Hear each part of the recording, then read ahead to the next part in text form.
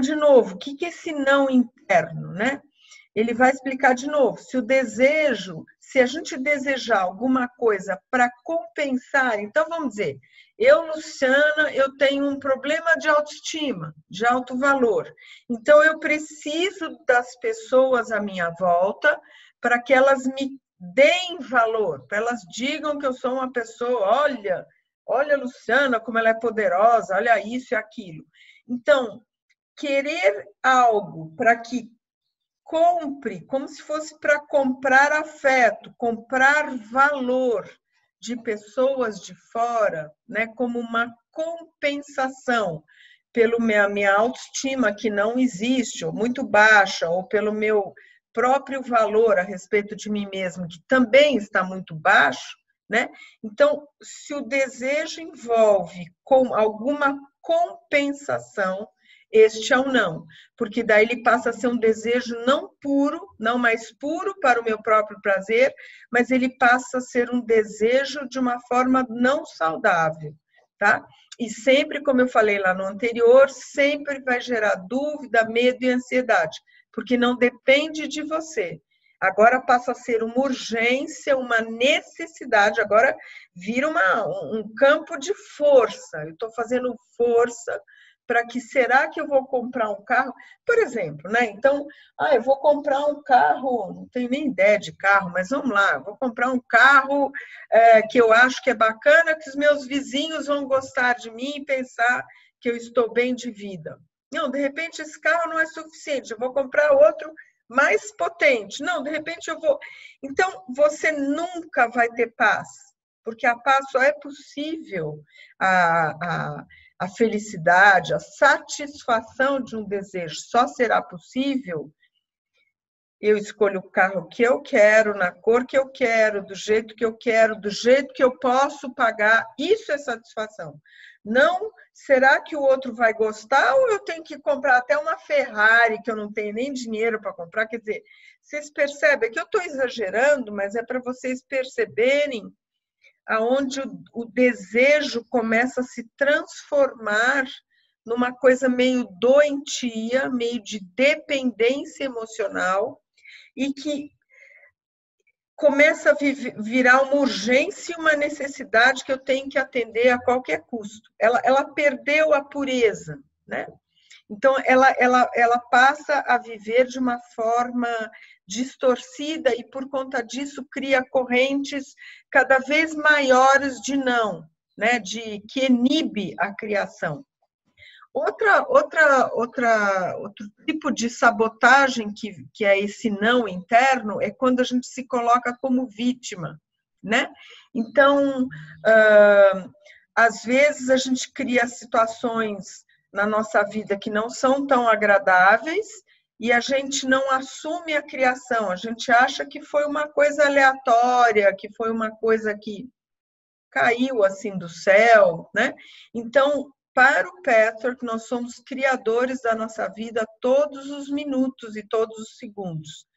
Se eu acreditar que eu sou impotente, que eu não tenho essa criação, esse poder de criação, isso mostra que o meu lado vitimizado e não o lado poderoso e criativo que estão no comando da minha vida.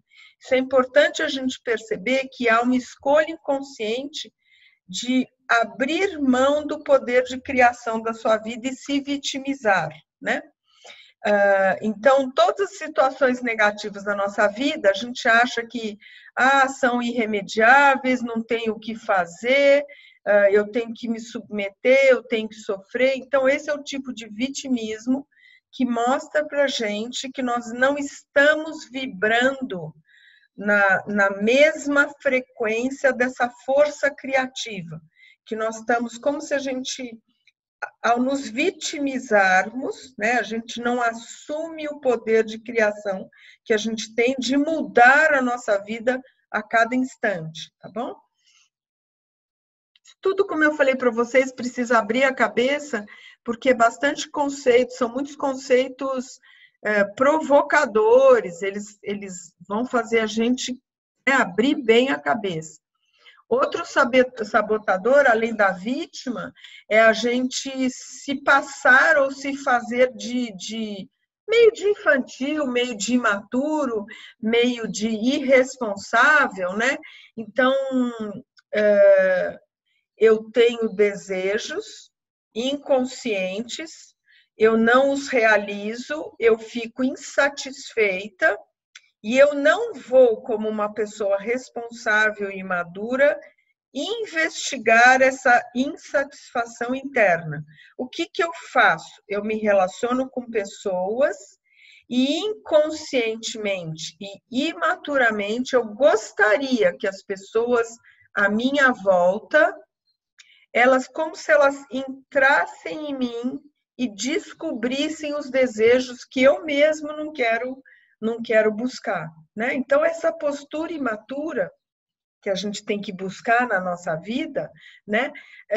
A gente acha que então pode conseguir as coisas num passe de mágica, sem pagar o preço dessa investigação, de eu fazer o esforço de me autoconhecer e buscar qual é a origem da insatisfação, qual é o desejo que não está sendo realizado, não está sendo atendido, e como uma pessoa madura que vive na realidade, o que eu posso fazer a respeito dessa insatisfação? A pessoa que tem uma parte emocional imatura, ela fala assim, se o meu chefe soubesse o quanto eu me dediquei, ele me daria o valor, né? Ele me reconheceria. Ou então, o marido ou um filho, né? Poxa, se eles me amassem de verdade, eles saberiam quanto eu me dediquei. Quer dizer, é uma pessoa imatura e uma pessoa que não reconhece o seu próprio valor, ela não reconhece a sua própria força, né? E ela fica esperando que as pessoas de fora a satisfaçam, tá? Isso é muito imaturo. E esse é outro tipo de não que faz com que o nosso desejo não se realize.